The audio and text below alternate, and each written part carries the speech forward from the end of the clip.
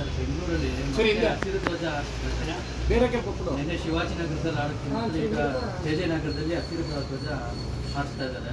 ಏನಂದ್ರೆ ಈ ಕಾಂಗ್ರೆಸ್ ಪಕ್ಷ ಕರ್ನಾಟಕದಲ್ಲಿ ಅಧಿಕಾರಕ್ಕೆ ಬಂದ ಸಂದರ್ಭದಿಂದನೂ ಅರಾಜಕತೆ ಬೇಕಾಬಿಟ್ಟಿ, ಒಬ್ಬೊಬ್ಬರು ಒಂದೊಂದು ಮಾತಾಡ್ತಾರೆ, ಅವರಲ್ಲಿ ಒಂದೊಂದು ಮಂತ್ರಿ ಒಂದೊಂದು ಭಾಷೆ, ಇಷ್ಟ ಬಂದಂತೆ ಮನ ಬಂದಂತೆ ಬಾಯಿ ಬಂದಂತೆ ಅವರಿಗೆ ತಲೆ ಕೆಟ್ಟು ಹೋಗಿದೆ, ಬುದ್ಧಿ ಭ್ರಮಣರಾಗಿದ್ದಾರೆ.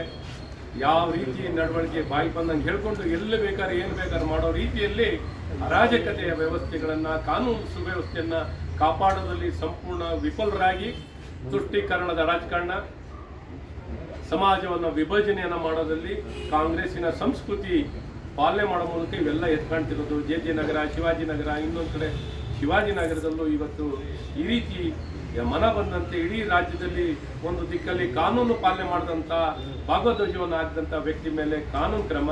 ಇಲ್ಲಿ ಕಾನೂನು ಇಲ್ಲ, ಏನೂ ಇಲ್ಲ. ಸಾರ್ವಜನಿಕ ಸ್ವತ್ತಿನ ಏನೊಂದು ಪೋಲ್ ಮೇಲೆ ಎಲ್ಲಿ ಬೇಕಾದ್ರೆ ಮನ ಬಂದಂತೆ ಹಾಕ್ತಿದ್ದಾರೆ. ಏನು ಸರ್ಕಾರನ ಏನಿದೆ ಇಲ್ಲಿ ಅವ್ಯವಸ್ಥೆ ಅನ್ನುವಂಥದ್ದು ನಾನು ಭಾಳ ಸ್ಪಷ್ಟವಾಗಿ ಸರ್ಕಾರವನ್ನು ಕೇಳಕ್ಕೆ ಇಷ್ಟಪಡ್ತೀನಿ. ಯಾರ ದುಷ್ಕರ್ಮಿಗಳು ತಕ್ಷಣ ಬಂಧಿಸಬೇಕು. ಆ ದುಷ್ಕರ್ಮಿಗಳು ಯಾರು ಈ ರೀತಿ ಧ್ವಜಗಳನ್ನು ಹಾಕಿದಾರೋ ಅವ್ರ ಮೇಲೆ ಬಂಧಿಸುವಂಥ ಕೆಲಸಗಳನ್ನು ತಕ್ಷಣ ಮಾಡಬೇಕು ಅಂತ ಸರ್ಕಾರವನ್ನು ಒತ್ತಾಯ ಮಾಡ್ತೀನಿ.